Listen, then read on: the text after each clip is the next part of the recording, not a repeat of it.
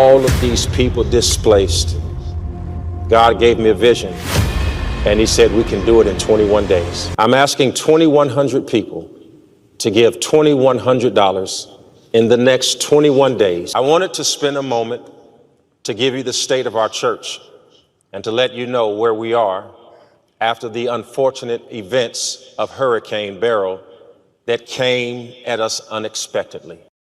Everybody hit the like button. Everybody hit the like button. Everybody hit the like button.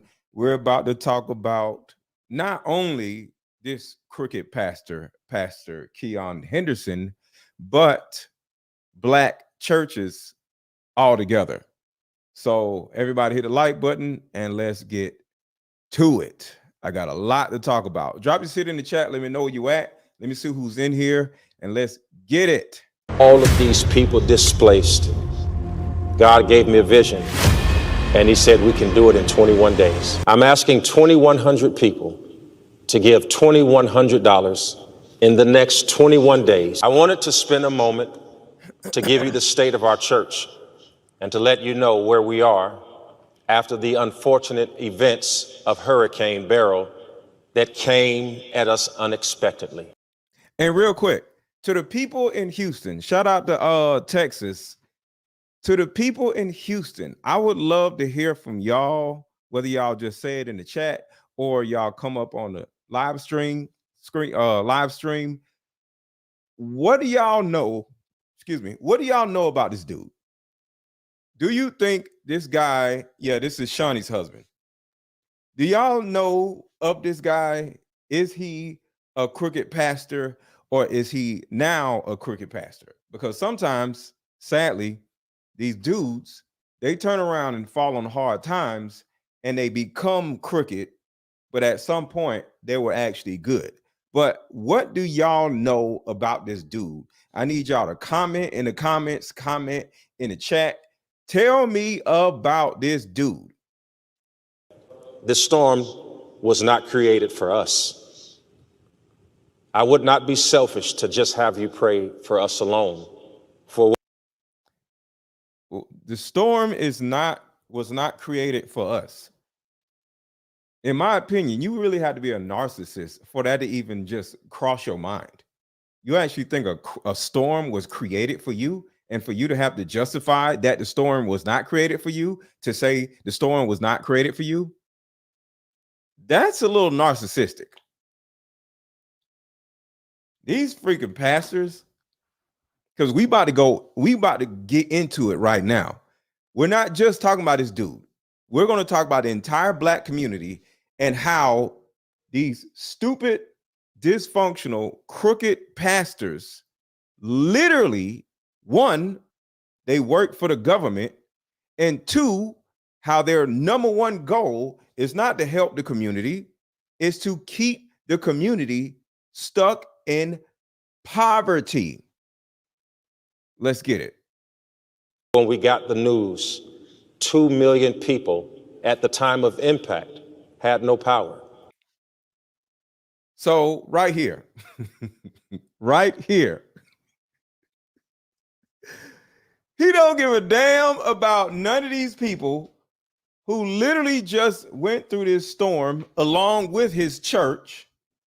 And then he's like, yo, but forget them. What about me? What about my church? See, the number one job for a church that isn't black, because black churches, their number one job is to keep their community stuck in poverty. But the number one job of an actual church that isn't crooked, that isn't black, because I'm sorry, but virtually every black church is crooked. But I got proof, but we'll talk about that in a second. But virtually the job of a church is to galvanize and mobilize its community to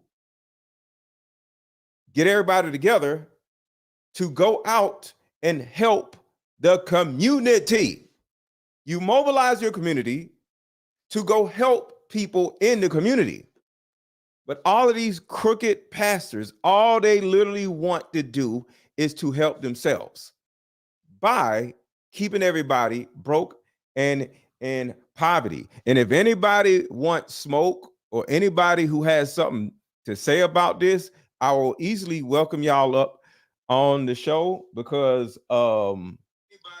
I feel 1000% sure in what I'm saying, because like I said, I have proof. So if y'all want smoke, not my pastor, come on up and we'll talk about it. But this man right here is literally like, yo, I know millions of people have been they're out of water, out of AC, out of this, their roofs are gone, but forget them damn people. What about me? This man is trash. Us alone. For when we got the news, 2 million people at the time of impact had no power. 2 million people. But fuck them people. No food. What about it? Some had no air conditioning. They were in literal heat waves because the temperatures in Texas are unforgiving. But forget them people. What about my church? This is crazy. Hit the like button, y'all. Hit the like button as y'all coming on in. And shout out your city. And I specifically want to hear from the people in Texas. Shout out Mr. Let Go in the chat. What's up, CT Dallas, Texas? But we are a resilient people, not just the city of Houston, but the Lighthouse Church is a byproduct of that hard-nosed, tough. You can make it if you try attitude that we have as a city. Our building is uninhabitable. All right, so he says right here, our building is uninhabitable, right? We are in broke destituteness because our building is uninhabitable. But even though that sounds sad and scary, it's a damn church. You don't live in the church. Now, if you was to say your home is uninhabitable, okay, that's something to talk about. But who gives a damn about your church being uninhabitable? You have insurance, sir. See, people's homes in Houston are uninhabitable. Shout out to who's in Houston? Shout out to DJ Hamp. Shout out to Hamp. This is risky. This may be risky. This might be risky.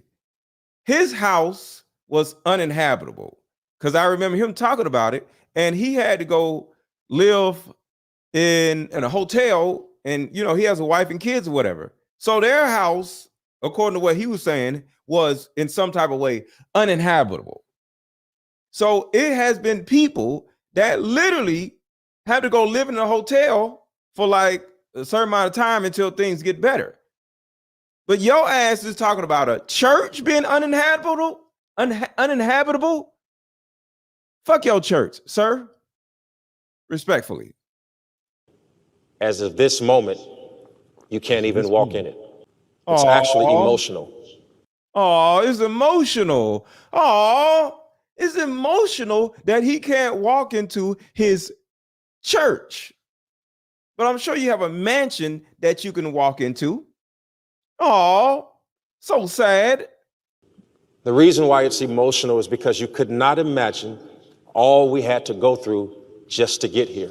Oh, I want to express my gratitude to Pastor Joel and Victoria Osteen. And God damn it. All the words are gone. Forget it. Forget it. Yeah, call Shaq. Hold on, y'all. God damn it. I didn't check. Hold on, y'all. I had the funniest mess. Hold on 1 second. God damn it. I didn't check before I posted the freaking video. Let me see if I can do this. Hold on 1 second, y'all.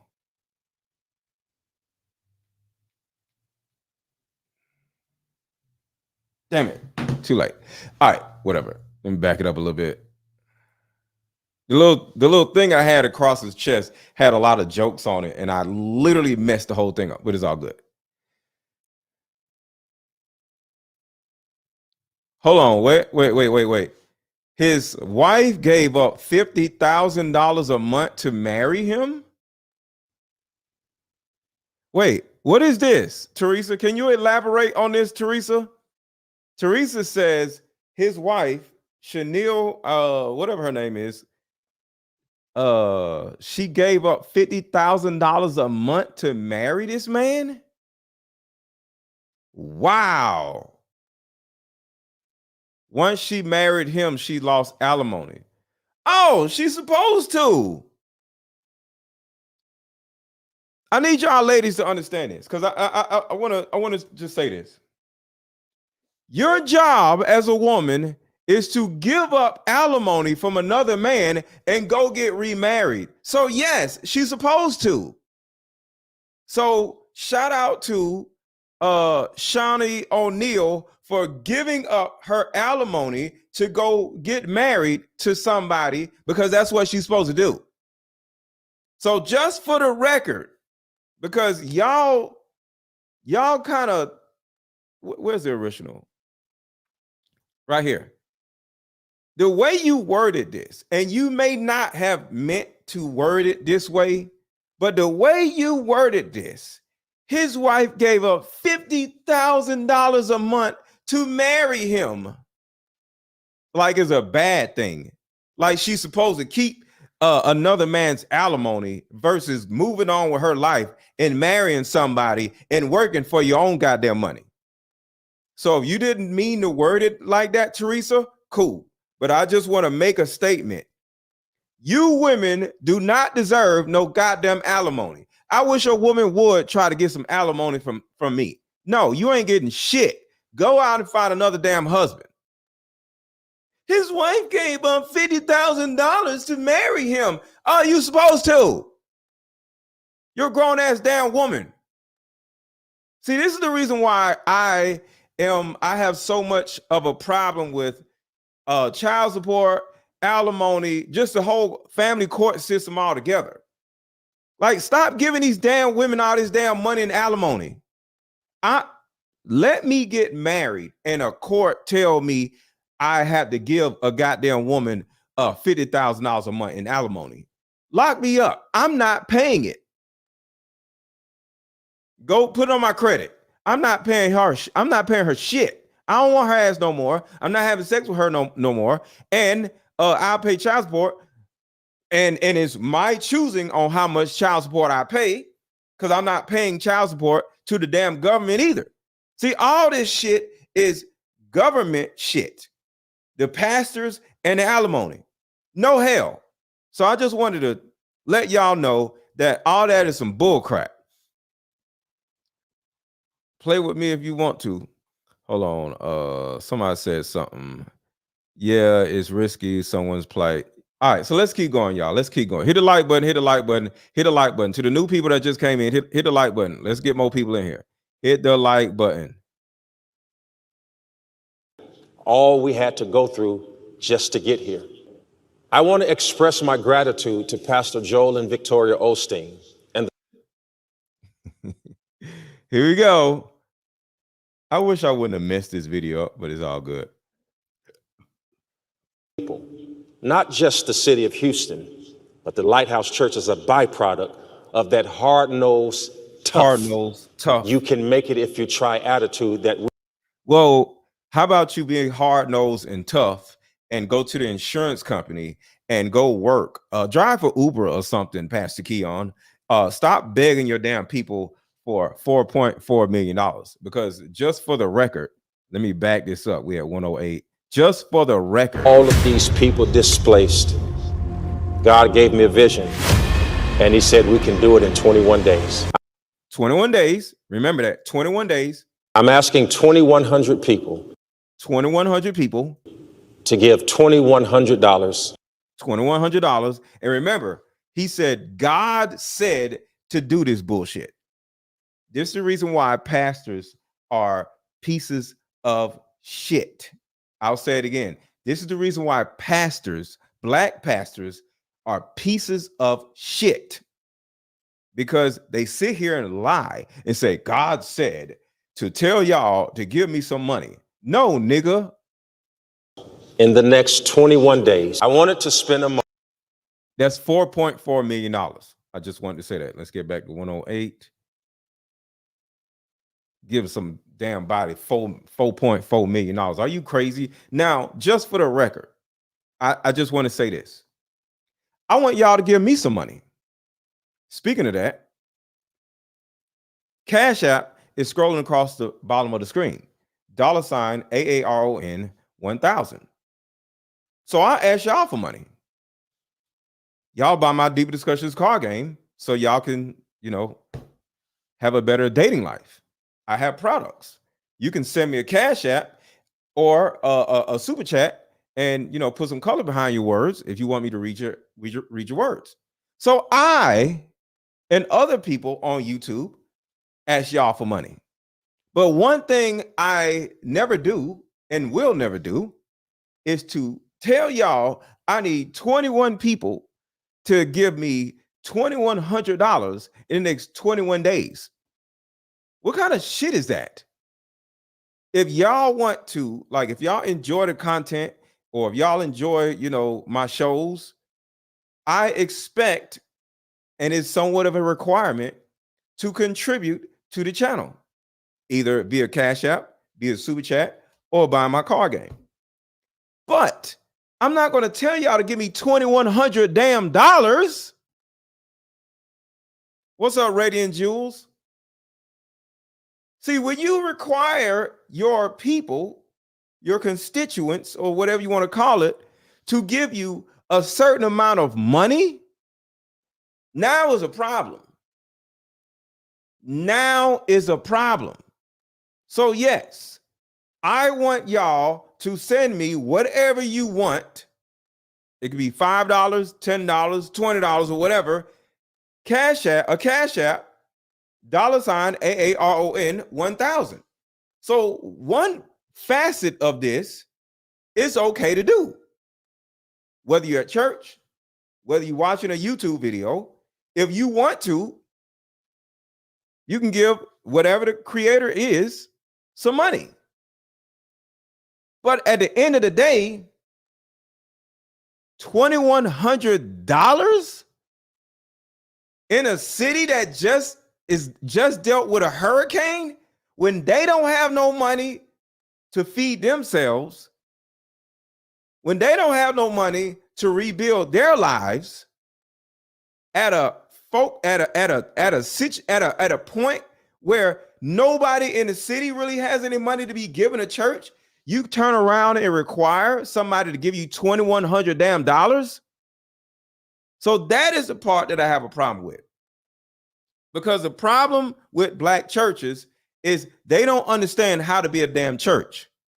Your job is to require 21 people to give you $2,100, and they're going to take this $2,100 and they're going to do a food drive, or we're going to literally come together and rebuild people's houses or pay for food or hotel stay for displaced people.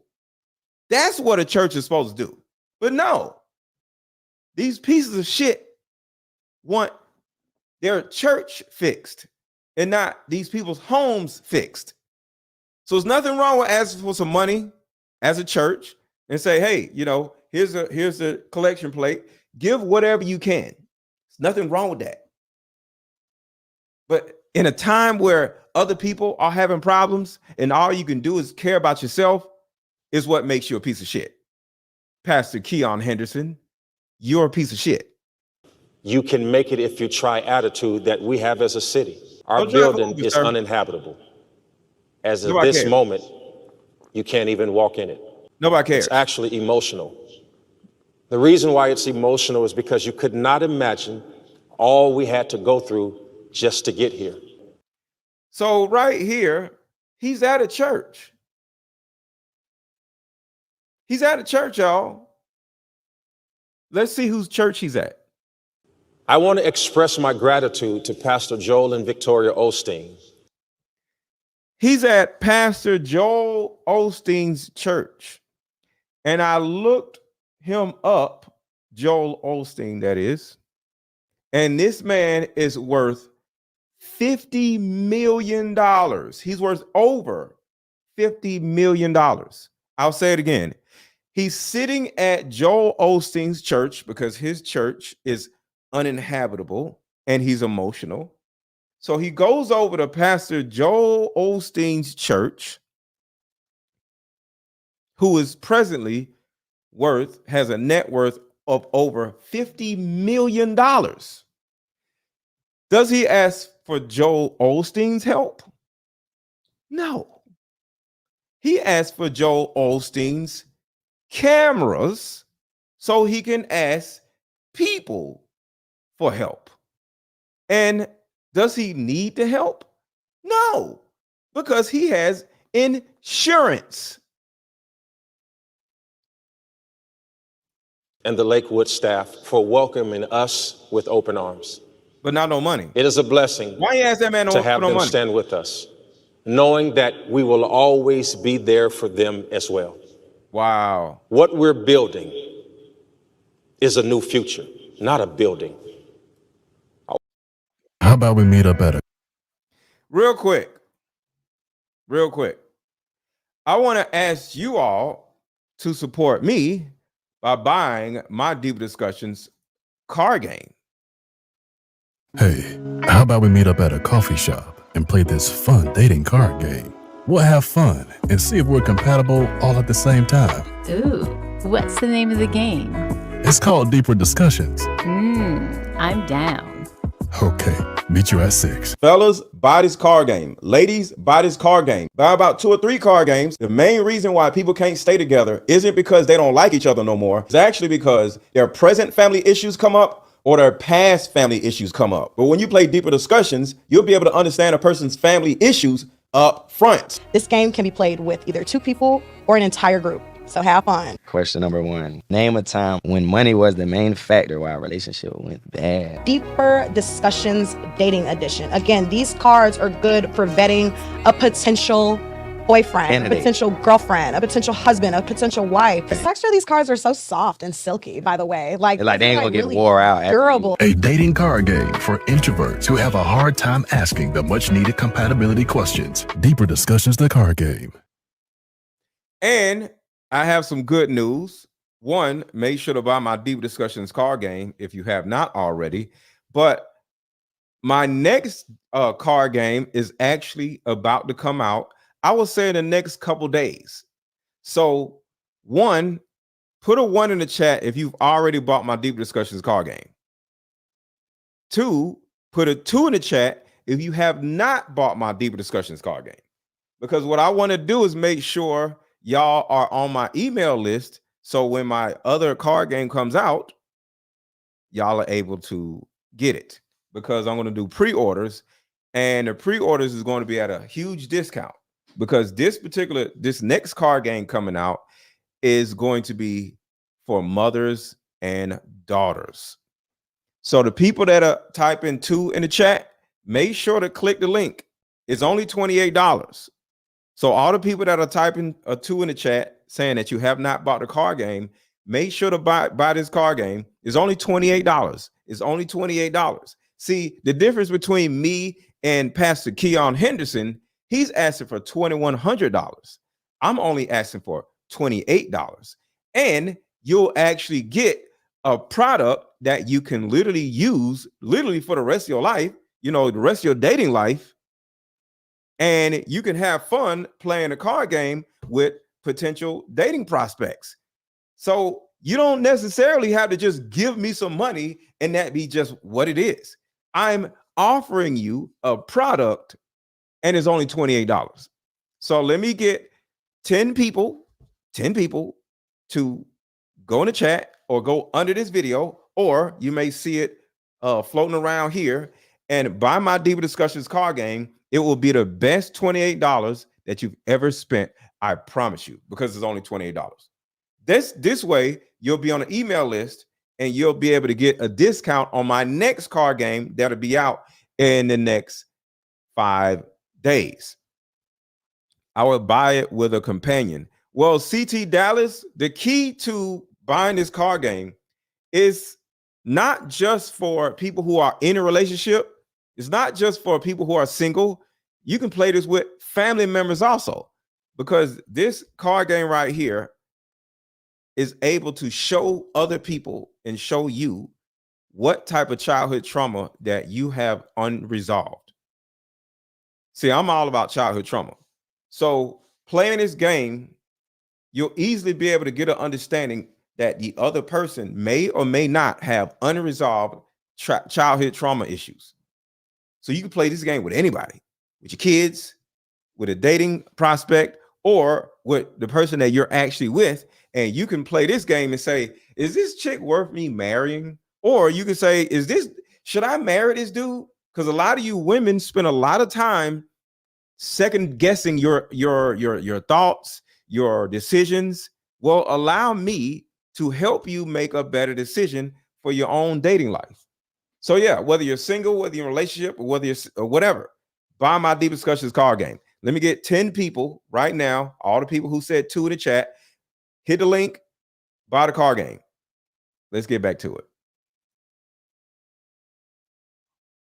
And I got a lot to talk about when it comes to these dirty ass churches. July 8th. Again, I have to say 2 days after my birthday, I will never forget it. Sir, nobody gives a damn about your birthday right now. So you're trying to use the fact that a catastrophe happened 2 days after your birthday, like we supposed to care. Fuck your birthday. What are you talking about? Those cards have some heavy and deep questions. Straight up, I approve. Shout out to A. Britt Atwater. They bought my card game, and it's very intense. I promise you. It's not the typical card game. And it literally would help you with your entire dating life. But somehow I know that this is not the end. We're building a symbol of God's undefeated power and glory. We have chosen to show the power of God. What? Sir, what the hell are you talking about? Let's back up. What did he say? A symbol of God's undefeated power and glory.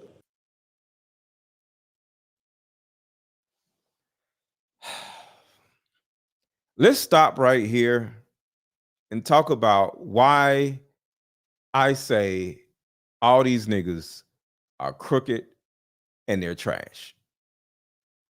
Let's do that real quick. And we're going to come back to this because I want to show proof that all black pastors are pieces of trash. Ever told a story about the churches? I don't think so. Here in Atlanta. You're in Atlanta. We wanted to buy a church out here, a building. Oh, wow. It cost $1 million. We said, we can't afford that because we grassroots. Mm. So the minister said, hey, no. We said, minister, how are you able to afford this $1 million building? Hit the like button, y'all. Hit the like button. Share this video. Share this video. Share this video. Share this video. I am presently shadow banned on Facebook. So I need the people that are watching on Facebook to share this video with your group chats and share it on your page because Facebook be tripping and I'm shadow banned. I usually have about 400 people watching on Facebook, but it's only 30 people watching because I'm shadow banned on Facebook. So just like Pastor Keion Henderson, I need your help. I need you to share this video. You see, I ain't asked for no money, right? I just need you to hit the share button and the power of Facebook would prevail. Do that for me on Facebook because Facebook is super tripping. He said, you go to the bank. I said, no. We went to the bank. All these bank, they say the churches have unreliable income because one week it may be good, next week it might be bad because it's based on donations. Right. Watch this. He said, no. He said Christians have a bank strictly for Christians. Oh, so Christians have a bank specifically for Christians, y'all. A Christian bank. Oh, a church bank. Okay. Let's listen. So he gave us the address. Mm-hmm. Brothers go down there, and the clause is, in order to get the money funded for a church. There's a clause. In order to get the money and the funding for a church, I wonder what that clause is. Does anybody want to guess what that clause is? Anybody right now, before we keep going? I need somebody to tell me what they think the clause is for the church. What is the clause? Anybody? It's not Santa Claus. What is the clause that the church bank, the Christian bank, is going to tell this black man before he gets the money? What does he have to do? What's up, Elaine? They got a bank. It's called 501c. Okay. Come on, y'all. Take a second and tell me what y'all think this clause for this church, for this bank church is. Elaine says you have to preach what they want you to preach. Let's see if she's correct. Anybody else want to guess before I go? YouTube guess says you have to preach what we're told and not speak on specific subjects. Okay. All right. So let's see what he says, because this is interesting. Millions of dollars. Millions you of have dollars. to teach what they want you to teach. They said to us, our church, our teachings must align with theirs. Jesus is white. December 25th. Christmas, yeah. The laws are done away with. I'm like, we don't teach that. You can't get no money from us then. Ooh. And the churches have never revealed. That was on a sneak tip the minister told us. And we found out, whoa, there's so much ins and out with the churches. It will shock people. All right, so let's go even deeper into this church stuff. And we're going to come back to Pastor Keion in a second. But we gotta see, I want y'all to understand why I say what I say. Because I don't just talk out of the side of my mouth, all right? Out the side of my neck, pause. So let's get deeper, pause. The black church.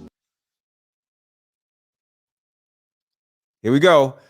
Put a 1 in the chat if y'all are ready for this. Put a 1 in the chat if y'all are ready for this. Put a 1 in the chat if y'all are ready for this. We about to go down the rabbit hole. Let's go. Put a 1 in the chat if you are ready for this information.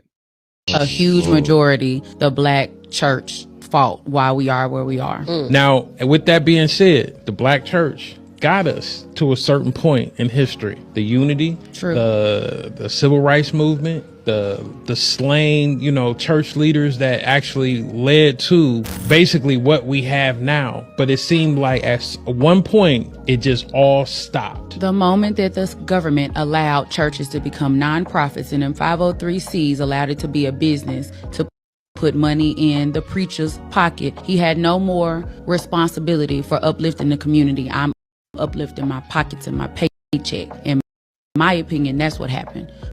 That's it. That is it.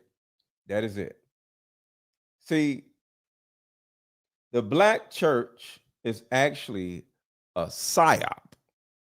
I'll say it again. The black church is actually a psyop.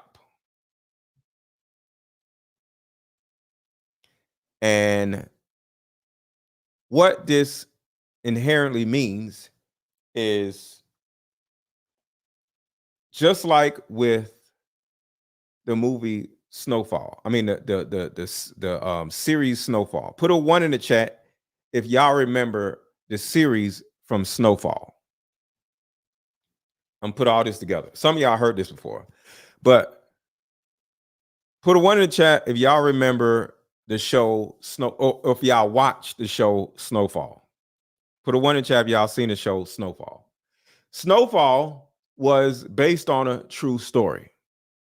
And in the show Snowfall, it was the black community, and the CIA, keyword CIA, came in and started looking for young men that had the ability to have influence over their neighborhoods, right? And this CIA agent, Teddy, his name was Teddy, he met with a young man that actually was trying to go to school and do better for his life, named Franklin. And he came to him and gave him a proposition and said, hey, if you take my drugs, you can make millions of dollars. And he went to his homeboys and they started infesting the entire neighborhood, entire city, the entire state, the entire country with drugs. This was in the this was in the late 80s. You know how they say they brought drugs in the community? Well, the CIA actually is the one that brought drugs into the community. And it was via young Black people. So what does this have to do with the Black church? Well, the Black church, just like the CIA bringing drugs to the community, the CIA also works with the Black churches. So in the late 80s, it was 3 different things that happened almost simultaneously. It was welfare it was 4 different things. One, they took all of the factory jobs out of Black communities, because back in the 80s, virtually nobody had a degree. You didn't need a degree. You just needed a trade. All you had to do is learn a trade. Aircraft mechanics, diesel mechanics, things like that. How to be an electrician, how to be a plumber, how to work at the Ford plant or the Chrysler plant or whatever plant, the Kia plant. And people worked at plants. What ended up happening was, the first thing they did, they took all the plants out of the community, where now people had to find different ways to make money. The second thing they did was offer Black women and white women welfare, because now that Black men don't have jobs or have to figure out where they're going to work now, they had to turn around and figure out, like, all right, how am I going to take care of my family if I ain't got no job, right? So they took the jobs away. Then the second thing they did was they started giving Black men a new means of making money, which is selling crack, i.e. Snowfall. So now half of the men started smoking crack, and the other half of the men started selling crack to the other half that was smoking crack. So now the men who can't deal with the pressure and the problems of not being able to work because they took all the plants and the industries that they were working for out of Black communities, they get depressed and they start buying drugs to deal with their sadness and their depression. And the other group of men found a new means of income to deal with, not having any money. So half of the men are selling crack and the other half of the men are smoking crack. The third thing they did was they gave Black women the option to either choose the government to pay their bills or choose their man, who now doesn't even have a job, to pay bills that he can't pay. So the government gave them 10% rent, discounted rent, food stamps, a welfare check, and free care for their kid, child care. Or you can keep your man that can't even find no job, or either is on crack or is selling crack. And the fourth thing is Black churches. So because the women needed somewhere to go because they were in trouble, because now they just broke up their families because they literally chose to take welfare from the government instead of being with their husband or being with their man.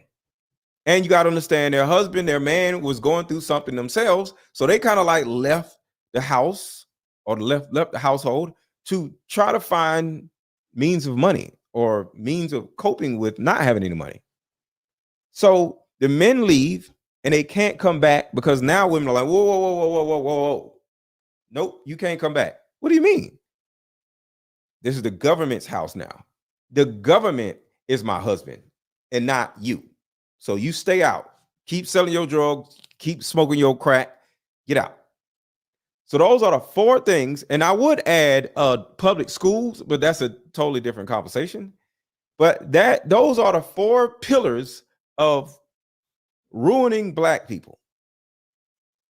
Shout out to LeBron, will never be as great as Jordan. Thank you for the super chat.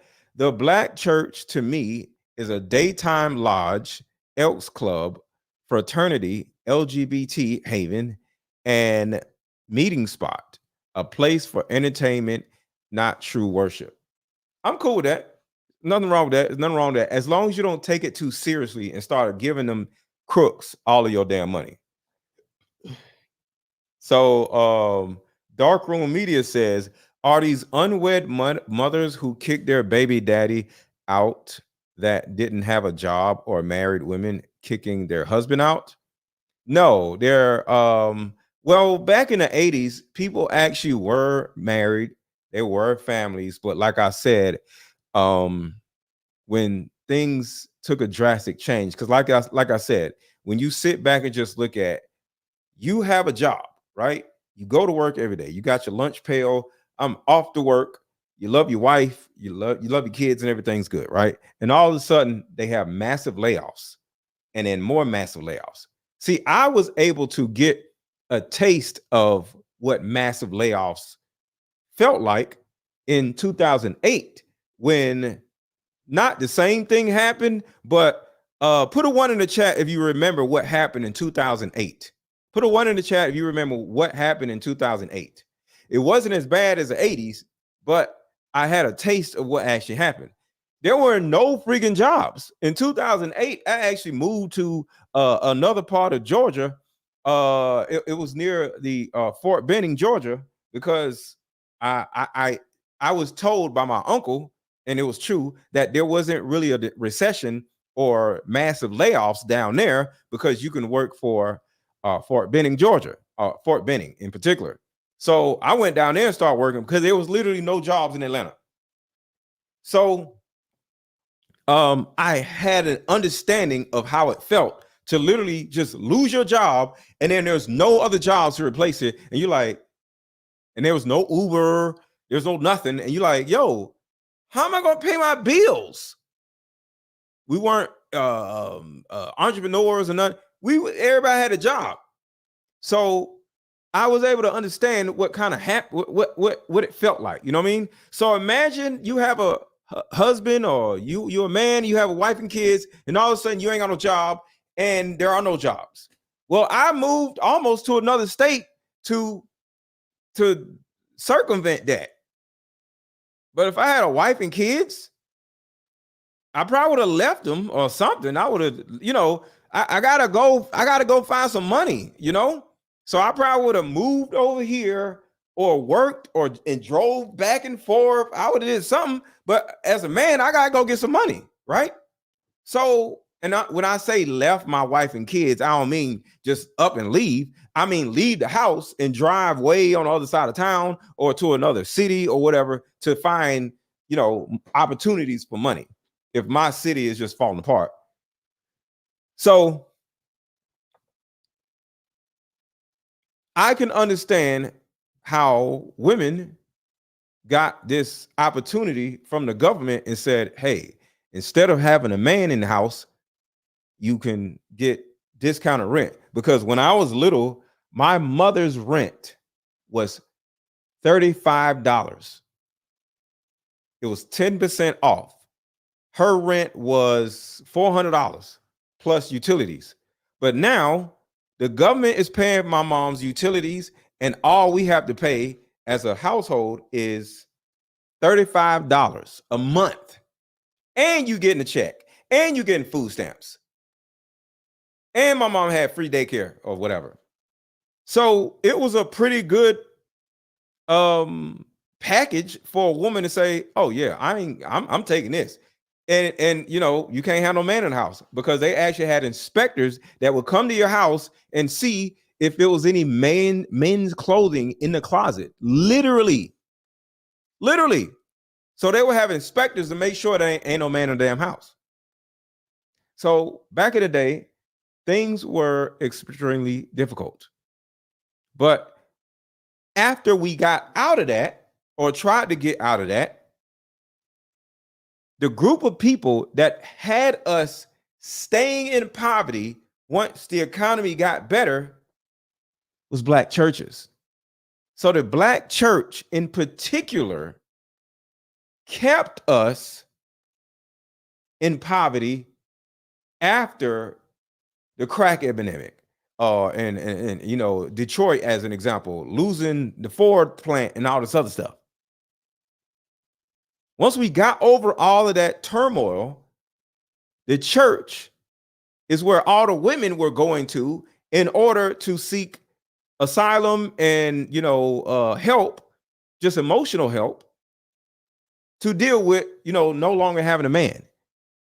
And the church actually tricked the women into giving their welfare money, the money that they were getting from child support, to the damn church.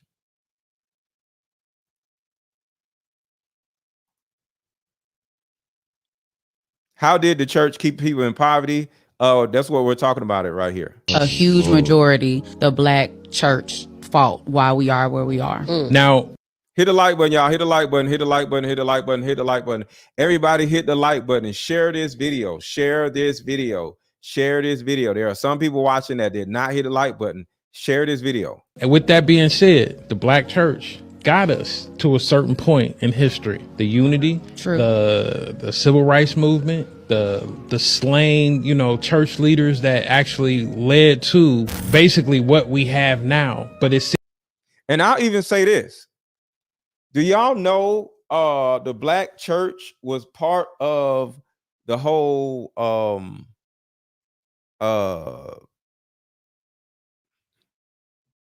Martin Luther King, old girl who didn't want to sit down in the on the bus?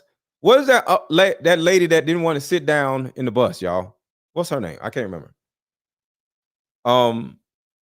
Do y'all know that there was another woman that didn't want to sit down on a bus? Rosa Parks. Do y'all know Rosa Parks actually was sent to get on a bus and did not sit down on purpose? Does anybody know that? Do y'all know that that was actually orchestrated by the Black church? Do y'all know that? Rosa Parks was a plant. Does anybody know that?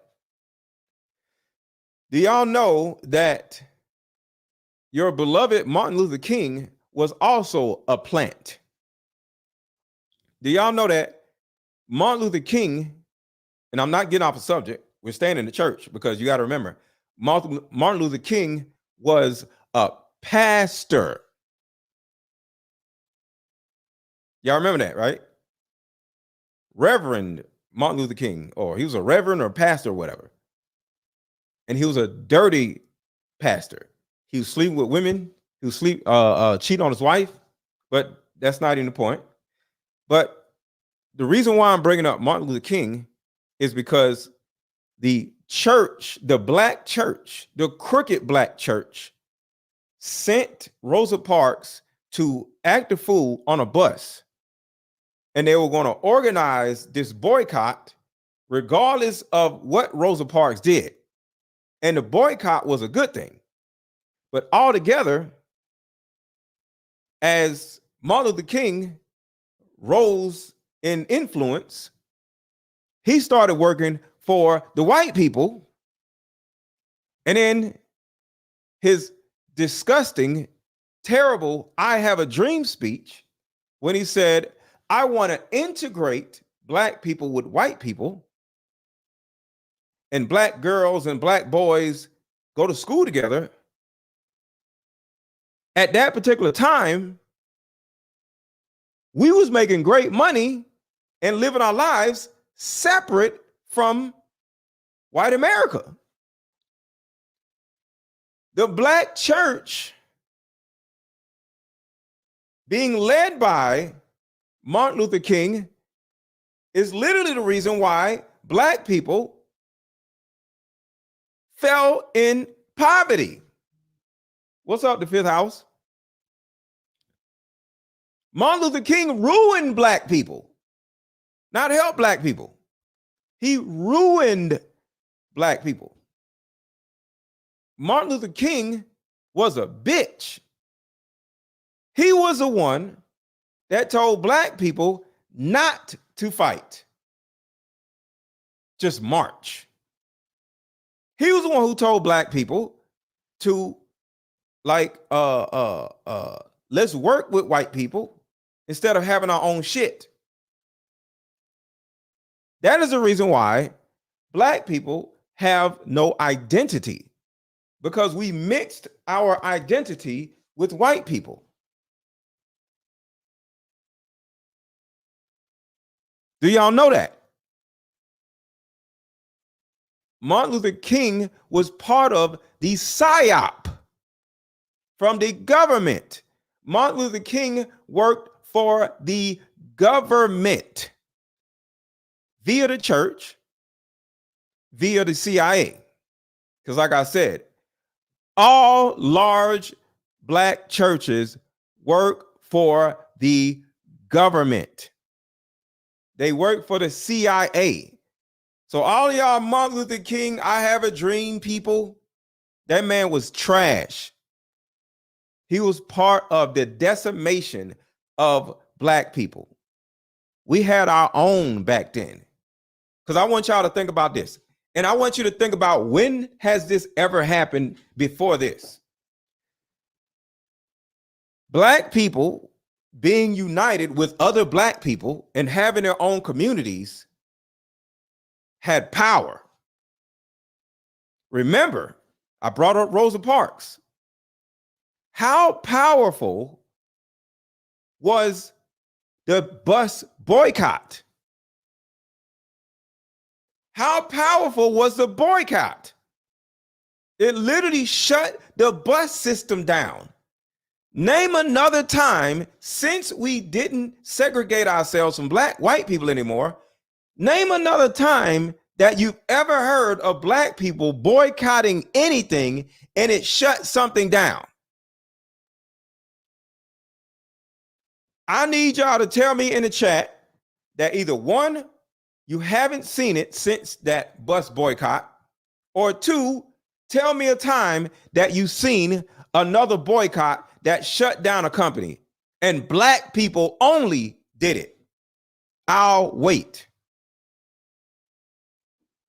Let me see. When was this bus boycott? And let me see.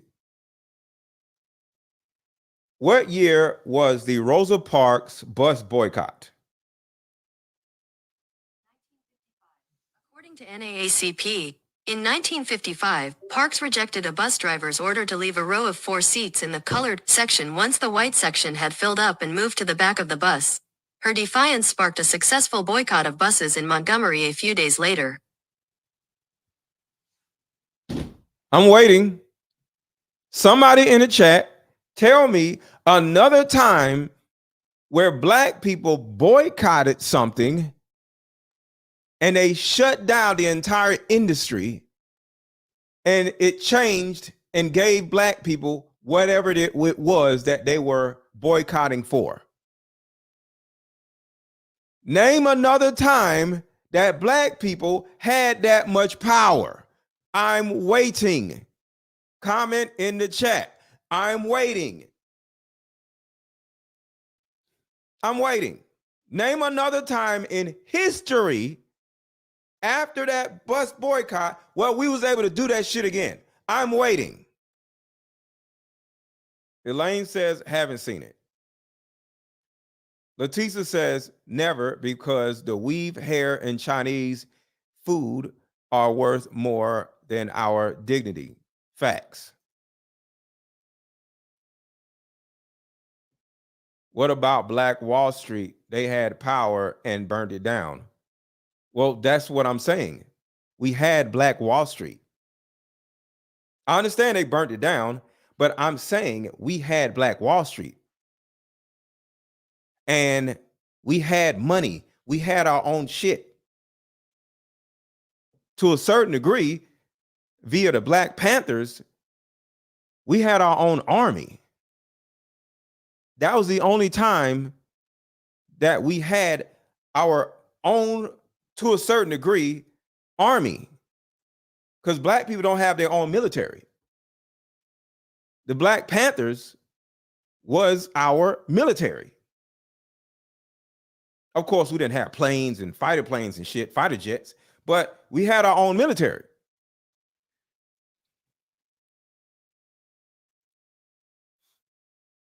Black Wall Street was not the only black community in power. Thank you.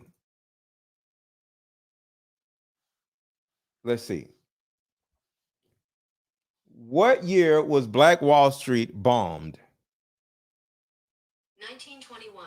According to Wikipedia, the Tulsa Race Massacre, also known as the Tulsa Race Riot or the Black Wall Street Massacre, was a 2-day-long white supremacist terrorist massacre that took place between May 31st and June 1st, 1921, when mobs of white residents, some of whom had been appointed as deputies and armed by city government officials. See, in the 1920s,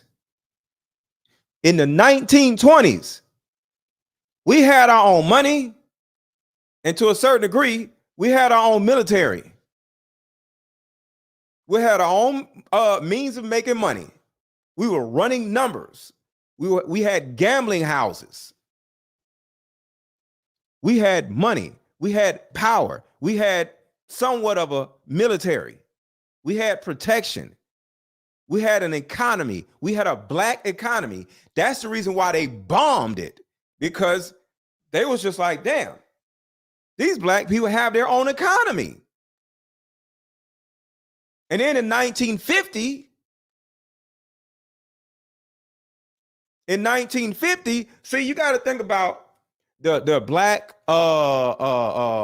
water fountains, white water. We don't need your water fountains. We didn't care. We had our own schools. We had our own goddamn water fountains. They had whites only. We had blacks only. It was okay. But here comes a black church. The black church. And the leader of the black church, Martin Luther punk ass King. Let them slap you in the mouth. Let them put water hoses on you. Let them beat you up. Don't hit them back. Martin Luther King is the reason why black people are so messed up to this day. In 1920, we had all of our own shit. We had our own economy, and it ran great until they started trying to fight us and bomb it and shit. But because of the black church, because of these crooked ass reverends and pastors, we ain't been the same since. So let's keep going. I just wanted to give y'all a history lesson. And if anybody disagrees, you are welcome to come up. If you want to tell me that you want to glaze Martin Luther King and tell me how what he did to help black people, go ahead. I would love to hear it. But let's keep going. I'll drop the link in the chat if anybody wants to come up to agree with me or disagree with me. Let's get back to it. Martin Luther King is a piece of shit. Fuck Martin Luther King. Seemed like at one point it just all stopped. The moment that the government allowed churches to become nonprofits and then 503Cs allowed it to be a business to put money in the preacher's pocket. Thank you, food. Thank you, Mike. I appreciate that. He had no more responsibility for uplifting the community. I'm uplifting my pockets and my paycheck. In my opinion, that's what happened. Michelle says he led us into a burning house, 1,000%. And he literally said it. And when he said it and he started waking up, because maybe he was tricked by the black church, because like I said, the black church is the problem and not Martin Luther King. Martin Luther King was literally a figurehead of the black church. Y'all remember, Martin Luther King was a pastor. He was a figurehead of the black church. Because now you aren't benefiting from your community doing well. You benefit the most by your 503c nonprofit getting a check and you being able to put that money in your pocket. You cut the middleman out. You cut us out.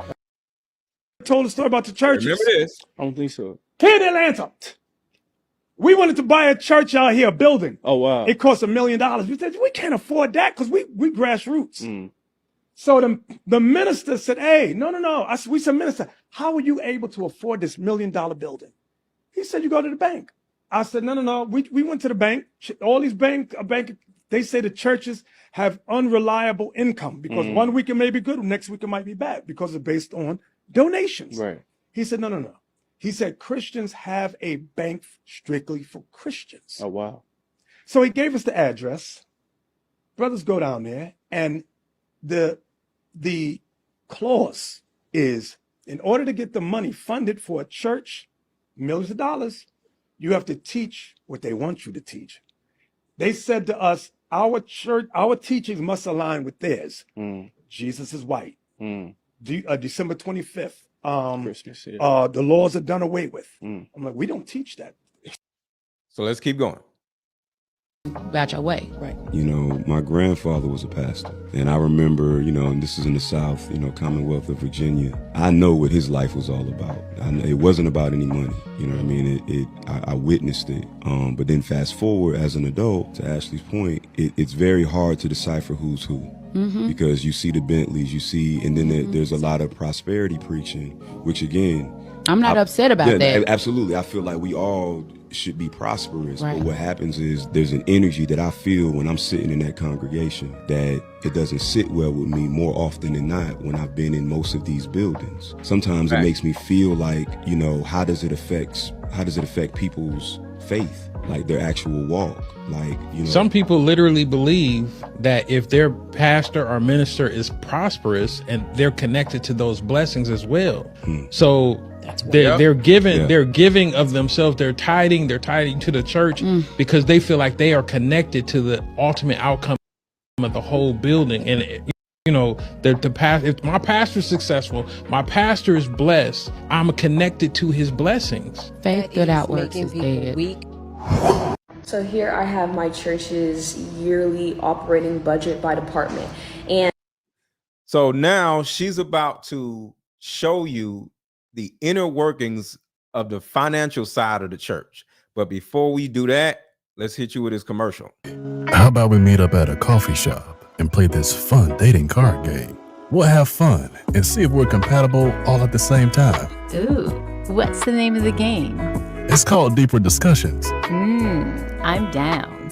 Okay, meet you at 6. Fellas, buy this card game. Ladies, buy this card game. Buy about 2 or 3 card games. The main reason why people can't stay together isn't because they don't like each other no more. It's actually because their present family issues come up or their past family issues come up. But when you play Deeper Discussions, you'll be able to understand a person's family issues up front. This game can be played with either 2 people or an entire group. So have fun. Question number 1. Name a time when money was the main factor why a relationship went bad. Deeper Discussions Dating Edition. Again, these cards are good for vetting a potential boyfriend, Candidate. a potential girlfriend, a potential husband, a potential wife. The texture of these cards are so soft and silky, by the way. Like they ain't gonna get really wore out. Durable. A dating card game for introverts who have a hard time asking the much needed compatibility questions. Deeper discussions, the card game. Yo, real quick, Facebook is really tripping. If you're on Facebook, if you're watching on Facebook, put a 1 in the chat.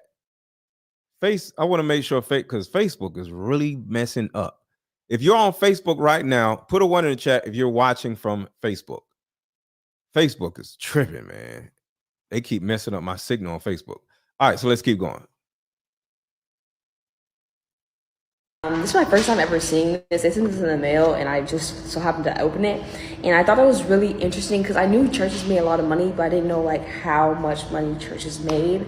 So I wanted to share this to see if anyone else would be like, this is gonna be crazy, blown away. And this is a mega church. Okay, a lot of members. Not sure, mom and pop. This is a mega church. So in tithes and offerings, they made or received. All right. What do y'all think in 1 year her mega church made? Let's guess before we divulge that. How much do you think her mega church made this in 1 year? Y'all guess real quick.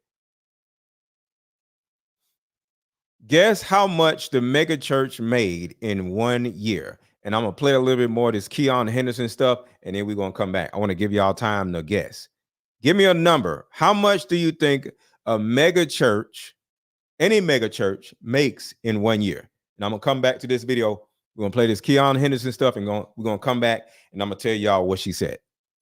But y'all We have guess. chosen to show the power of God through the love we show to the Houstonians who call this home. The generosity of our members, the generosity of this community, the generosity of people in trucks pulling people out of the water. We are Houston strong. And we are Houston strong. So give me your money. We are proud to be. Come on, y'all. How many million? Y'all already know it's in a million somewhere. So let me know what y'all think. How much do you think a mega church makes per year? A part of this community. Y'all niggas ain't a part of this community. Y'all are the problem with this community. I will never go to a black church unless it's somebody's funeral. But you ain't gonna find me in no goddamn black church, because black churches are shit. Nowhere in here. I go to a white church, but I would never go to a black church unless it's a funeral. Now, I know what some of the skeptics have said. They've said, don't worry about Keion and Shawnee. They're going to be fine. Insurance will take care of it. Let me tell you something. Anybody who tells you that doesn't know how the world works. All right, y'all, come on. Keep guessing. How much money do you think a mega church makes every year? And they don't even have to pay taxes on it. Think about that. All right, so here we go. Let's go back to the woman.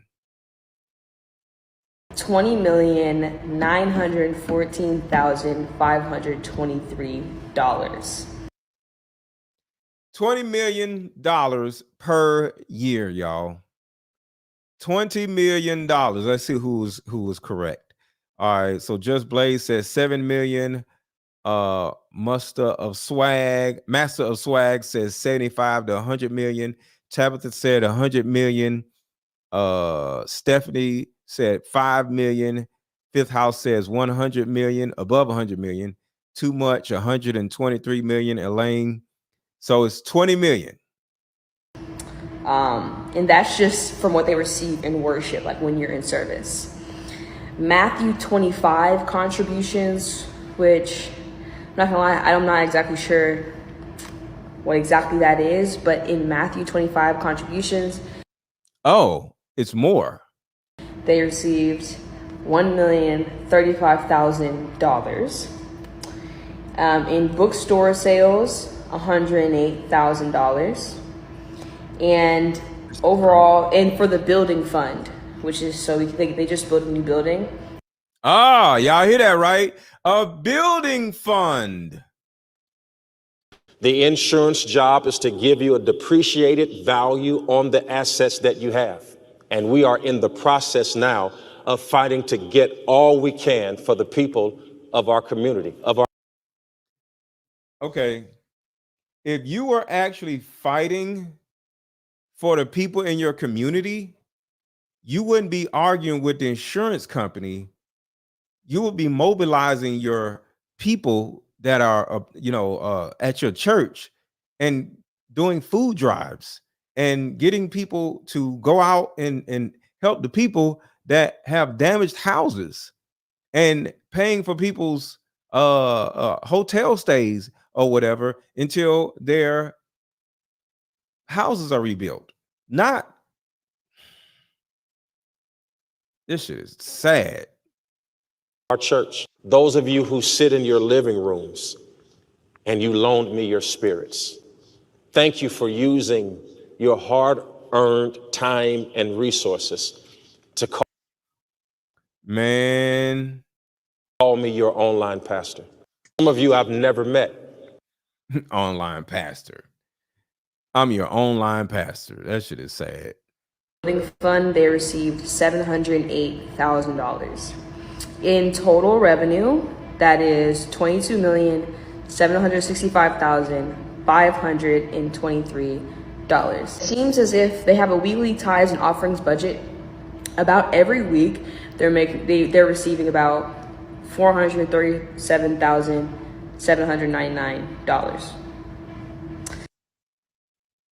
The average mega church makes about $400,000 per month, and they don't have to pay taxes on it.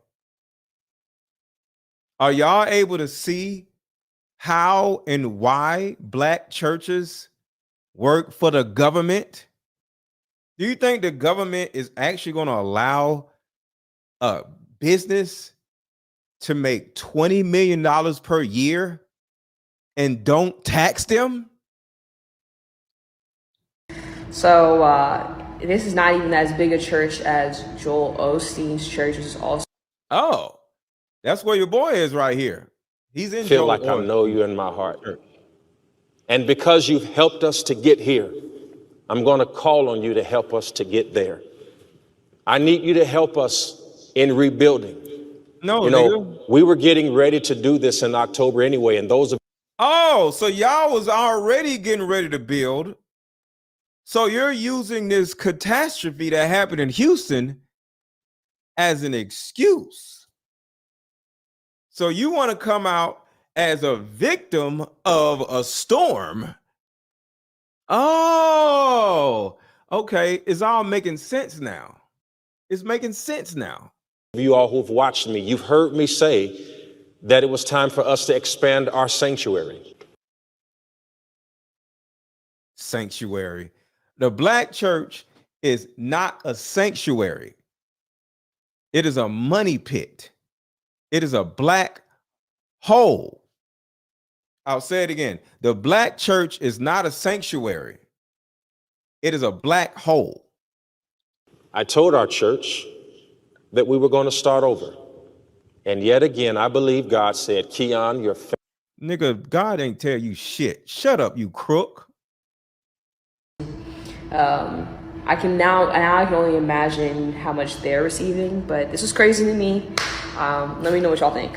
As you said, the majority of black churches are theologically bankrupt. And Joel Berry goes on to suggest that because of redlining and segregation and so on and so forth, that the black church has basically been cut off from theological and intellectual sound theology. And to suggest that without the guidance of the white church, that the black church has somehow turned into this other thing.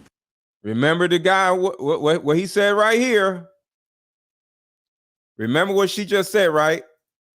Remember what he said here. Fifth, the laws are done away with. I'm like, we don't teach that. You can't get no money from us then. And the churches they said to us, our church, our teachings must align with theirs. Jesus is white. December 25th, the laws are done away with. I'm like, we don't teach that. You can't get no money from us.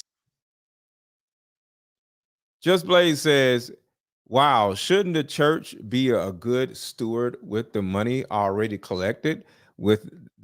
No, You got to understand the specific purpose of a black church is to keep that community in poverty. Their jobs are to, one, suck up all of the neighborhood's resources. That's the first thing. And the second thing is to keep black women single, because the actual boyfriend and the husband of the black woman is the government and the pastor of the church. See, the pastor comes out and they're always attractive, right? And it makes the pastor look like, oh my God, I wish he was my husband. Too small. See, he's a nice looking guy. So let me. Right? There's always a nice looking guy as a pastor. And next thing you know, women start fantasizing about him being her husband. And next thing you know, the government is paying her bills and the pastor is making her feel good. And speaking of feeling good, listen to this real quick. Video yesterday is meant to help you embrace. Everybody hit the like button, y'all. Hit the like button, hit the like button, hit the like button, hit the like button, hit the like button. Yo, I posted this video yesterday. Is meant to help you embrace the little girl in you that you never had the opportunity to be when you were little. Like Michael Jackson. You should say that. That is helpful. And a woman said in my comments, you don't know how to talk to women. And I asked her in the comments, what do you mean talk to women? You mean pander to women? And I sat there and thought, where do black women get this bullshit from? Pastors. And then I seen this. And I believe God said, Keion, your faith was too small. I'm asking 2,100 people to give $2,100 in the next 21 days. And it all came together. Our black women thrive off of feeling good. Whether it's crooked ass pastors like this guy blowing smoke up your asses to make you feel good, whether it's food, whether it's alcohol, the majority of you ladies are actually alcoholics and you don't even know it, or the dude that you sleeping with that ain't even got no job. Kamala Harris is even an example. She doesn't even have any policies to implement, but she comes out with Meg Thee Stallion shaking her ass in front of y'all and she gets y'all's votes. All y'all want to do is feel good. Y'all don't want to go to the gym. Y'all don't want to get therapy. You don't want to stop drinking. You don't want to stop eating dumb shit. You don't want to do anything that actually takes work. And you come to my page and start acting a fool because I'm not kissing your ass. So I'm going to tell each and every one of you,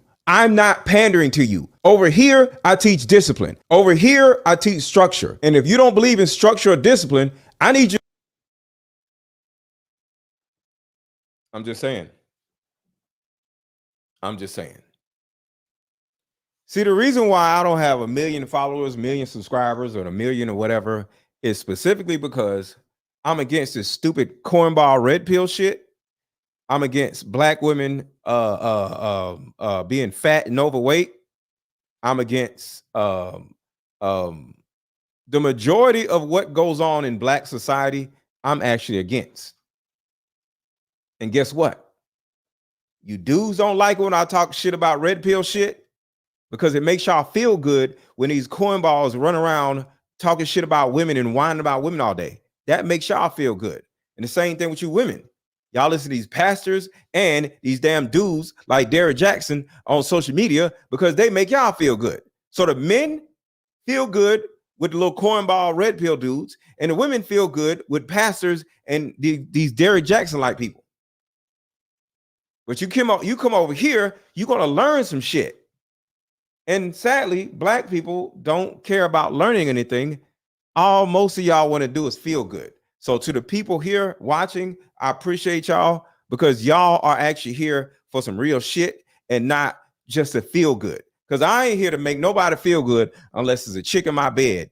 That's the only person I don't care about making feel good.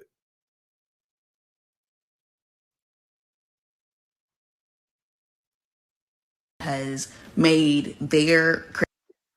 And Joel Berry goes on to suggest that because of redlining and segregation and so on and so forth, that the black church has basically been cut off from theological and intellectual sound theology. And to suggest that without the guidance of the white church, that the black church has somehow turned into this other thing that has made their Christianity and their religious beliefs less sound.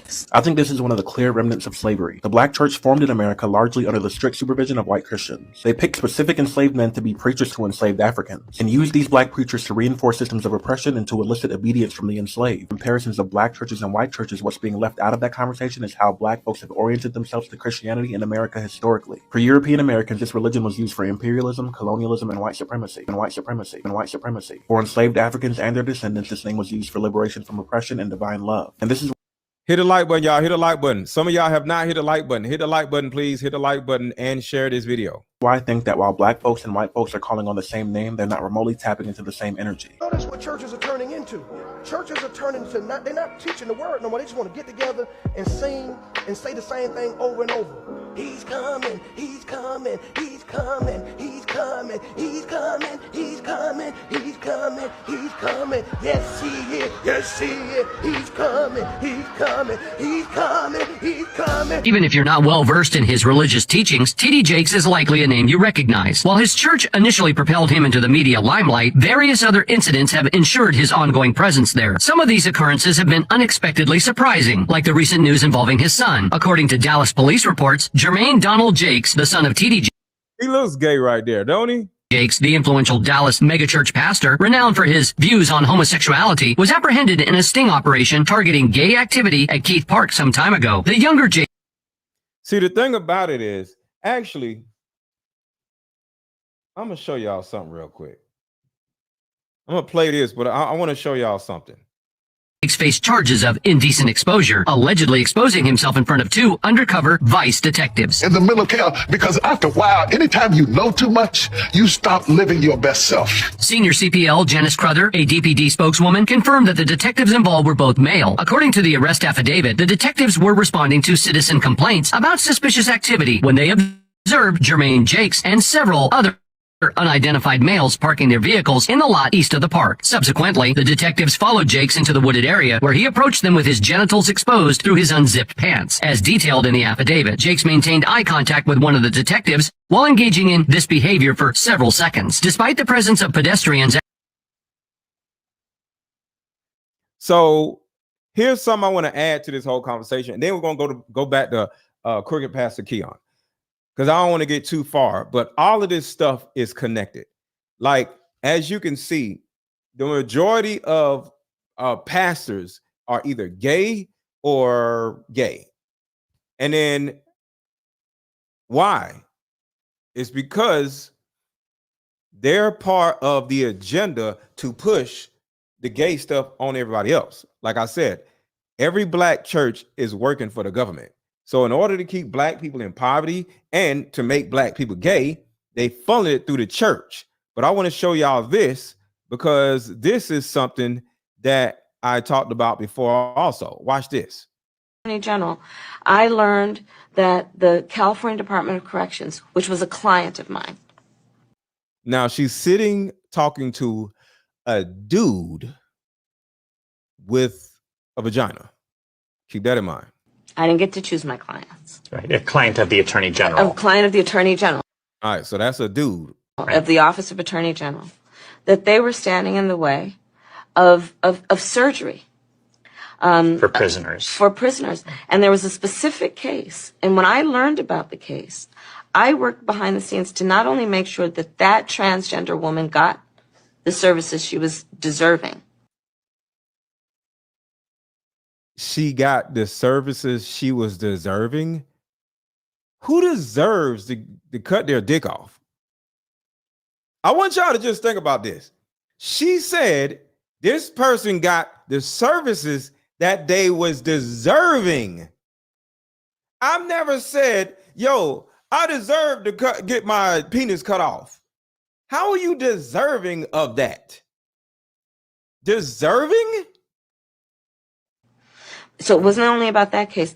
I made sure that they changed the policy. This is the president y'all want.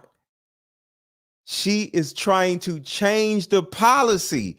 What policy? In the state of California, so that every transgender inmate in the prison system would have access to the medical care.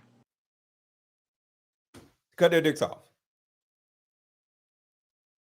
This is the president that y'all want. See, it's not just pastors that are against black people. It is also Democrats that are against black people. Democrats are the biggest enemy to black people. And then right behind Democrats is pastors. That they desired and need. And I believe it was not only, I know it was historic in California, but I believe actually it may have been one of the first, if not the first in the country, where I pushed for that policy in a Department of Corrections. Let's keep going. Here's another gay pastor hanging out with P. Diddy.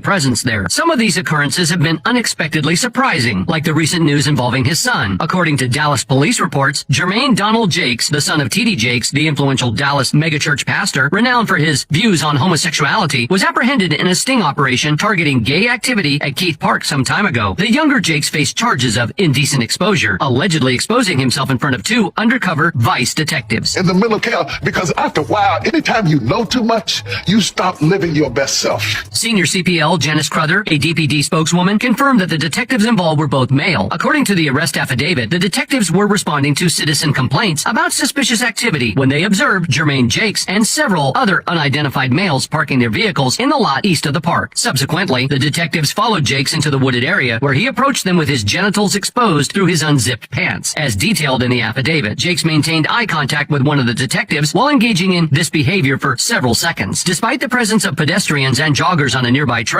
Jakes made no attempt to conceal his actions, as noted in the court records. Interestingly, Jermaine Jakes listed his place of employment as T.D. Jakes Ministries.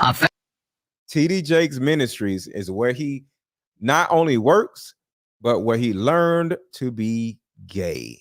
Act that struck many as unusual given the circumstances. However, Jakes was ultimately released at the scene after being detained. For those unfamiliar, T.D. Jakes is renowned as the founder of the Potter's House, a prominent church located in South Dallas with a congregation of around 30,000 members. Infallible word of God, because that is what the pulpit is for. But there will be a time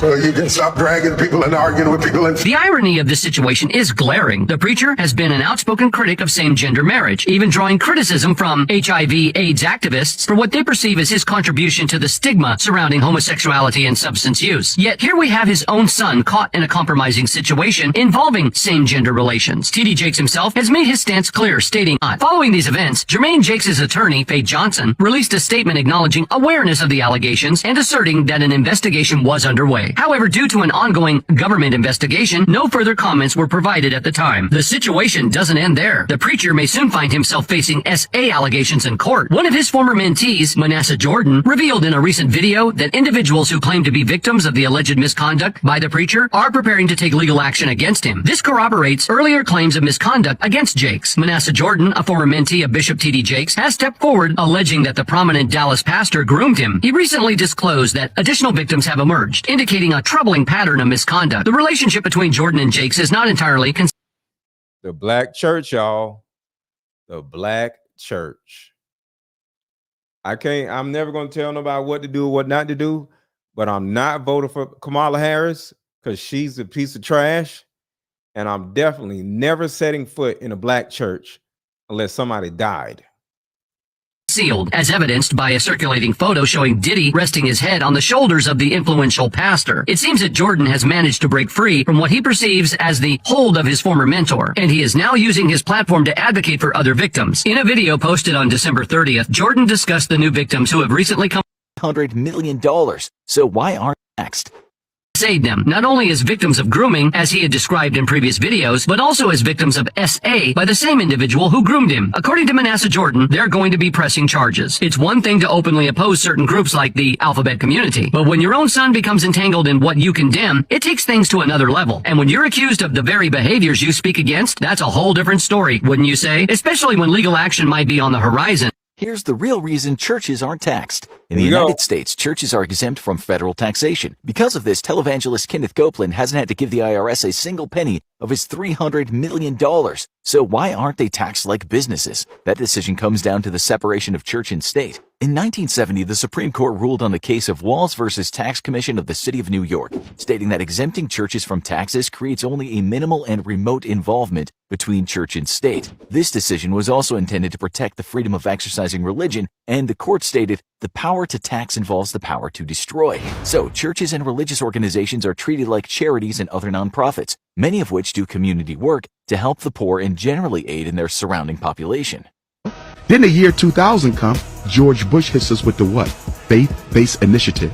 He finds a loophole in federal law that allows you to finance churches. So now the mega churches and the medium-sized churches in the black community, Charlemagne, are being financed by the government.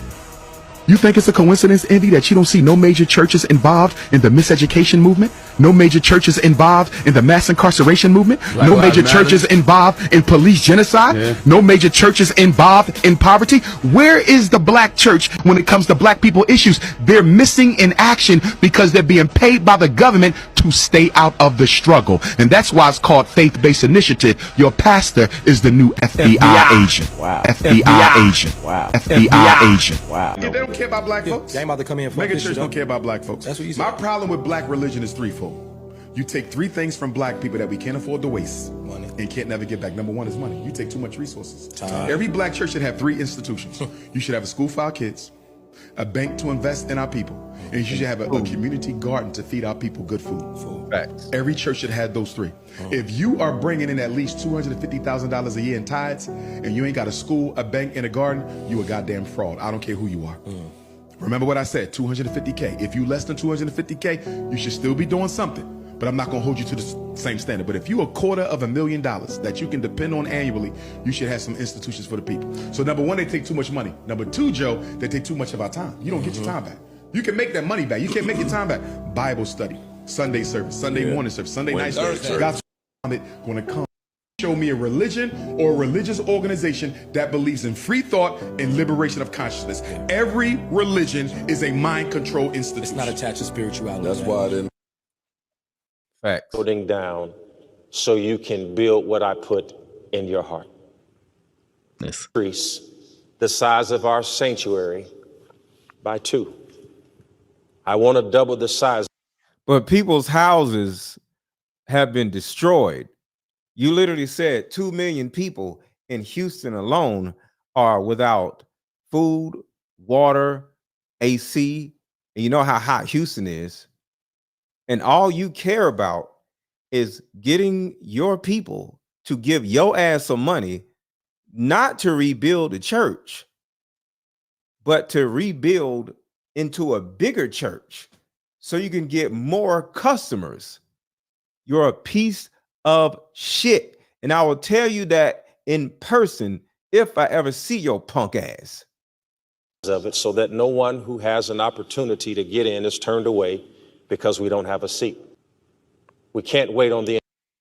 Well, there's people in Houston that don't have a seat, sir. They don't have a chair. They don't have a sofa. They don't have a shower. They don't have AC. They don't have food. So it's bigger than a chair, you idiot. Insurance company to do that.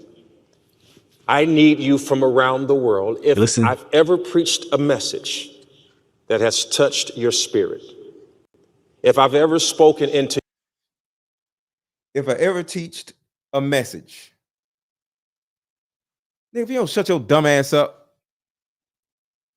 your life, and you started the company that you were not going to start had I not pushed you in faith. If you were thinking about ending your own life, but somehow God gave me a word that made you fight. Oh, you trying to say if somebody you helped them, now it's time to pay, right? They owe you $2,100, right, sir? Is that what you're saying? Black pastors, including Martin Luther King, work for the government, y'all. Including Martin Luther King. All these niggas work for the government. The only reason why Martin Luther King was killed is because he woke up and said, damn, I led people into a burning building. And he said that publicly. So they had to whack him. To live another day. I need you. No, Houston needs you. Like, you're in Joel Osteen's church. Why don't you ask him for the damn money? What are you talking about? You're in Joel Osteen's church right now. Why don't you ask him for the damn money? If I could do this alone, trust me, it would be done already. Well, between you and the insurance company, you can do it alone. How about you go do that, sir? But I am a feeble man. But I am a feeble man. But I am a feeble man. Y'all hear that shit, right? I'm a feeble man. Please help me. No, you crook. Who puts himself at the mercy of the court and asks you to join me in a journey. But what about all these people that lost their houses, bro? You don't care about them, do you? Because we do not have time to waste. We cannot build and we cannot raise money for 3 years and then build another 2 years.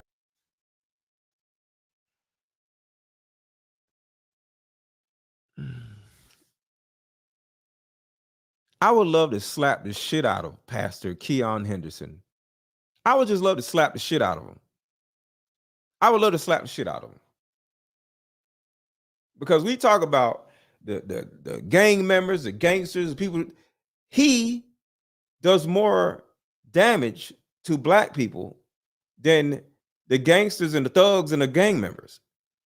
Yeah, a gang member may shoot somebody up or shoot up a house or whatever, but this nigga is in front of millions of people, stealing their money, sucking money out of good communities. This man is worse than gang members. Because there ain't no gang members saying, all right, everybody, gang members ain't on TV asking for money. You're worse than a gang member, sir, because you have more reach than a gang member. And have all of these people displaced. God gave me a vision and he said we can do it in 21 days. And what we're calling it is out of the harbor. You see, a ship is safe in the harbor, but that's not what it was designed. Nigga, shut your dumb ass up. Let me fast forward. Apart. I've seen the lightning flashing. I've heard the thunder roaring. And you know, I'm not asking for passengers in this new move of God. Crew members. I need crew members to join us. I need workers to come alongside and chart the course of our new legacy together. You need crew members to get out in the community and help rebuild people's actual homes instead of a raggedy ass church. And I want y'all to think about something. I'm going to turn the sound off for a second, and I want y'all to look at his shirt. I want y'all to look at his shirt. I recognize this shirt, the design of this shirt. This is a $900 Alexander McQueen shirt. I'll say it again. This man is begging for money with a $900 Alexander McQueen shirt. You may not know this, but I recognize a buckle on the side. I recognize the design of the shirt. This is an Alexander McQueen shirt. I've seen this shirt before. This is a $900 shirt.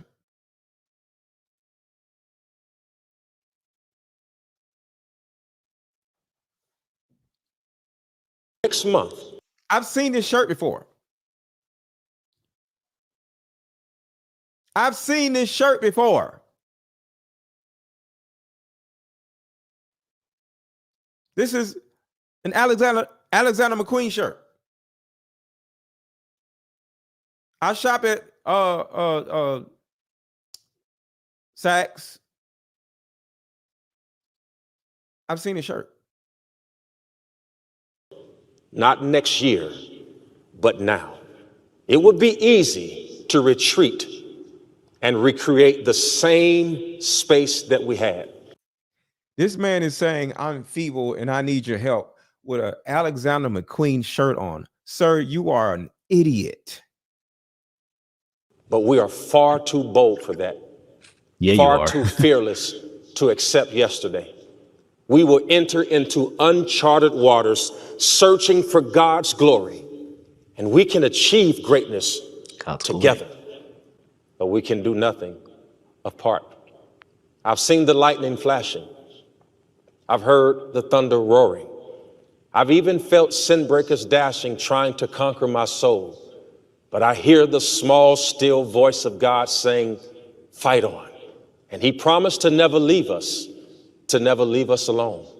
God is not shifting us to the exact same spot. I'm going to show y'all what I mean. I'm just going to look up, let's see, white. Watch this.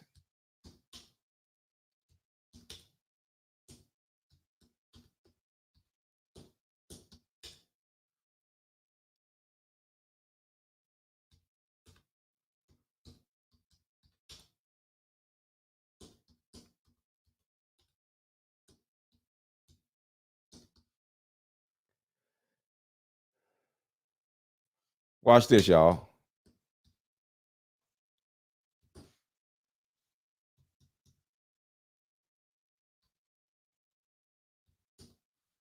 God damn it. So I'm going to show y'all something. Because like I told you, I shop at these expensive shops myself. Let me share my screen. Now, right now, you see the buckle on the shoulder, right? Put a 1 in the chat if y'all see the buckle on the shoulder. Put a 1 in the chat if you see the buckle across his shoulder. That shows me that this is an Alexander McQueen shirt. Watch this. Share screen.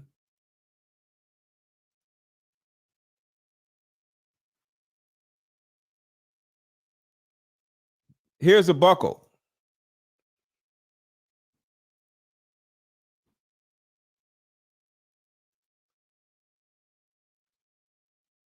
You see the buckle? Put a 1 in the chat if y'all can see my screen. That is the buckle. And as you can see, it says, hold on, let me reshare my screen. Let me do this. Stop sharing and reshare.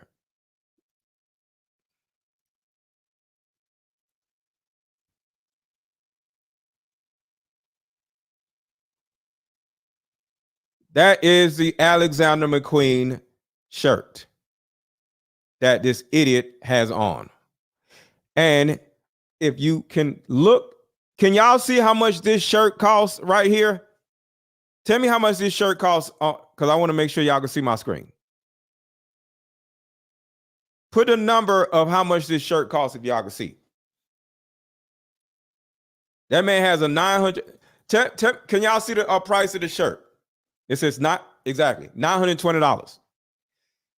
This man has a $900 Alexander McQueen shirt on. This man is an idiot talking about I come for you in front of you as a feeble man. Nigga, your shirt costs $900. Do y'all see this?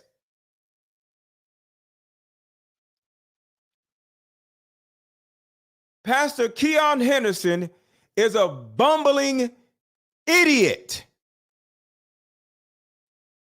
He wants us to move forward. You crooked piece of shit.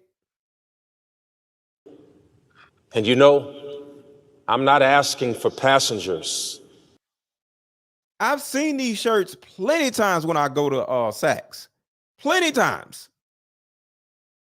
In this new move of God, Crew members. I need crew members to join us. I need workers to come alongside and chart the course of our new legacy together. It's only to be secured and sacred if we do it together. If we do it alone, the people in Houston that dealt with the same hurricane that your church is dealing with, they're doing it alone. And this is why you're a piece of shit, Mr. Keion Henderson. You're a piece of shit. You're sitting in front of your people with a $900 Alexander McQueen shirt on, asking people for $4 million to rebuild your little stinking ass church, when people in Houston at that particular time of you filming this video are without power, without AC, without food, without water, some of them without roofs. And your dumbass is sitting here requiring your people, as you sit in Joel Osteen's church, who also is worth $50 million. Do you ask Joel Osteen for some money? No. You ask people who are going through the same shit as you're going through in Houston for $2,100 that they don't have. You're a piece of shit, sir. As a church, your job is to galvanize your people so they can help the community, not your punk ass with your Alexander McQueen shirt on. You're a bitch. we will retreat and go back to our former state of being. So I call you from California. I call you from New York. I call you from Florida. I call you from the UK. I call you from Africa to join us in our call to action. 2,100 people. 2,100 people need to cancel this nigga. How about that? I want to go back because some people didn't see this part right here. We need to get these niggas out of our community, y'all. Because they feel like they are connected to the ultimate outcome of the whole building. And, you know, if my pastor is successful, my pastor is blessed, I'm connected to his blessings. Faith without works is dead. So here I have my church's yearly operating budget by department. And this is my first time ever seeing this. They sent this in the mail and I just so happened to open it. And I thought it was really interesting because I knew churches made a lot of money, but I didn't know like how much money churches made. Wait. No. No. You trying to say that was a Gordon Gartrell shirt? Yo, you are hilarious. Wait, shout out to the Gordon Gartrell shirt. Yo. Yo, put a one in the chat if y'all remember the Gordon Gartrell shirt. Oh my God, you just made my whole day with this comment. This nigga said,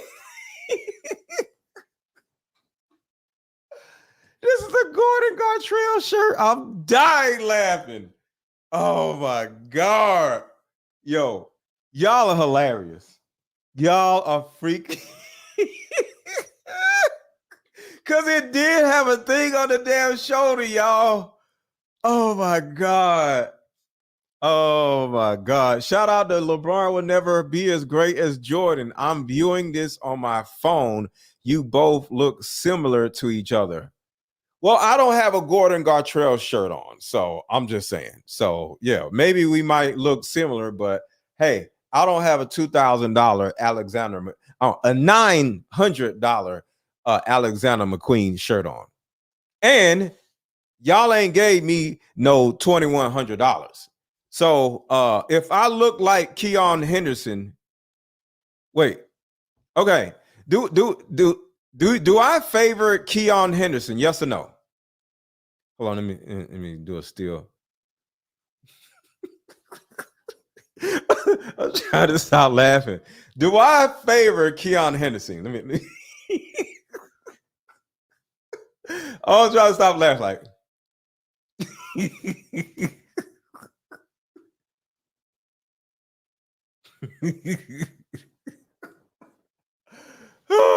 Why y'all ain't giving me $2,100 in? Damn it, I want $2,100 if I favor him. Shit, what are you talking about? Where's my damn $2,100? Hold on. Let's see if we can do it. All of these people displaced. God gave me a vision, and he said we can do it in 21 days. I'm asking 2,100 people to give $2,100 in the next 21 days. I wanted to spend a moment to give you the state of our church and to let you know where we are after the unfortunate. Hold on, this is what we're going to do. I got it.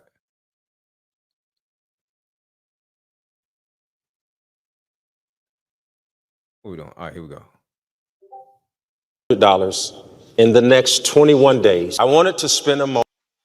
I'm going to be Keion Henderson, and I want y'all to give me $2,100. I'm going to see if it works. Asking 2,100 people to give $2,100 in the next 21 days. I wanted to spend a moment to give you the.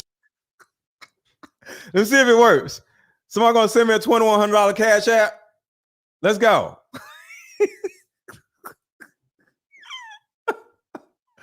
I want $2,100, damn it. State of our church and to let you know where we are after the unfortunate.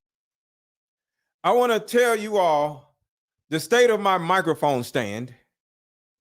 You see how I had to bandage it up? I need $2,100 for my broken microphone stand. And if you give me $2,100, I'll be able to speak into this microphone more efficiently. I am Keion Henderson's little cousin.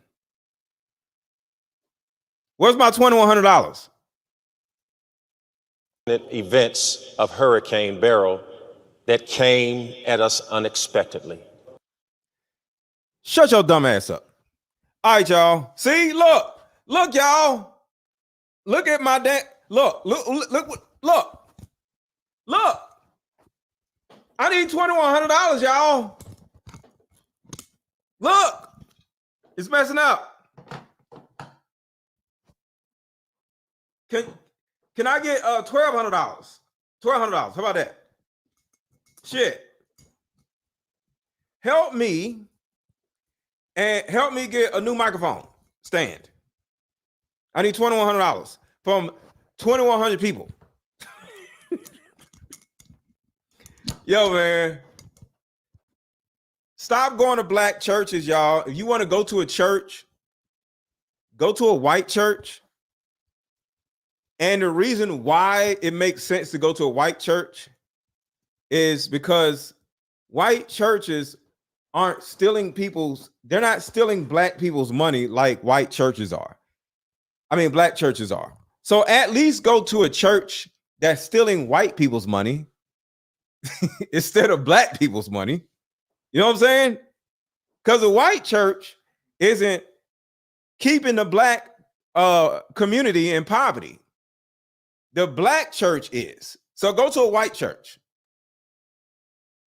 Come on, Melissa, 99 cents. I'm trying to get a new church, a new microphone. I need $2,100 and you want to give me 99 cents? Shout out to Melissa. Appreciate you. Come on, y'all. I'm trying to get a new microphone stand and y'all going to give me 99 cents. The blasphemy. But I'm finna go, y'all. I'm trying to save. Out of the kindness of your heart, all you was able to do is give me 99 cents. God said, let me quit playing. But y'all have a good rest of y'all day. If you feel it in your heart to give me some money, my Cash App is running at the bottom of the screen. $AARON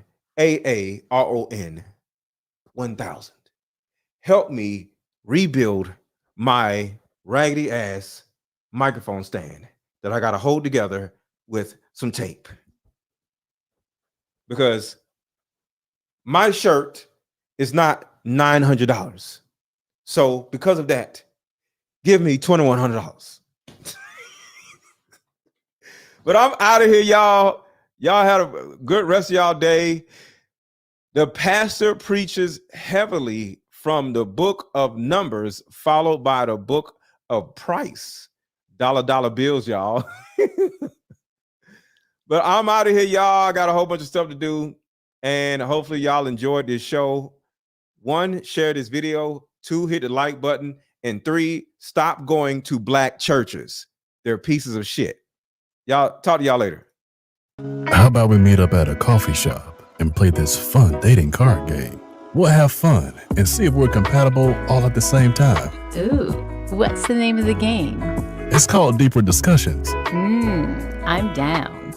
Okay, meet you at 6. Fellas, buy this card game. Ladies, buy this card game. Buy about 2 or 3 card games. The main reason why people can't stay together isn't because they don't like each other no more. It's actually because their present family issues come up or their past family issues come up. But when you play Deeper Discussions, you'll be able to understand a person's family issues up front. This game can be played with either 2 people or an entire group. So have fun. Question number 1. Name a time. Love you too, Melissa. When money was the main factor why a relationship went bad. Deeper Discussions Dating Edition. Again, these cards are good for vetting a potential boyfriend, a potential girlfriend, a potential husband, a potential wife. The texture of these cards are so soft and silky, by the way. Like they ain't gonna get really wore out. Durable. A dating card game for introverts who have a hard time asking the much needed compatibility questions. Deeper Discussions, the card game.